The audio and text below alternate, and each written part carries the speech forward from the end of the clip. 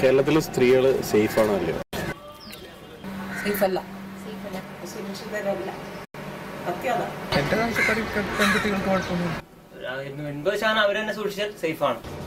Safety of women depends on the mindset of the other people. I don't think so. ഇപ്പോഴത്തെ പെൺകുട്ടികൾ ഞാനടക്കം പറയാം, ഞാൻ പെൺകുട്ടിയല്ല, വസ്ത്രധാരണങ്ങൾ ഡ്രസ്സിലല്ല means ഓരോരുത്തരുടെ മെന്റാലിറ്റിയിലല്ലേ.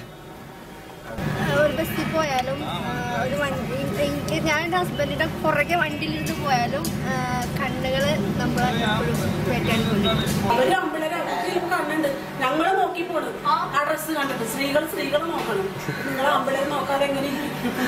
അതിപ്പോ സാരി ആണെങ്കിൽ പർദ്ദ ആണെങ്കിൽ പോലും എനിക്ക് തോന്നിയിട്ടില്ല. നോക്കിയാൽ സേഫാണ് അവസ്ഥ. പക്ഷെ ഇങ്ങനെ പോയിട്ട് സ്ത്രീപീഡനമൊന്നല്ല, എന്തെന്നോ അതിന് മറുപടി പറയാൻ എനിക്കറിയില്ല.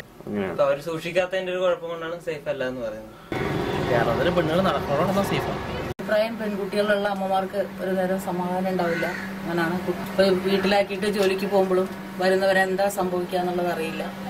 എൻ്റെ മോളെ പോലും ഒറ്റയ്ക്ക് വിടാൻ എനിക്ക് പേടിയാണ്.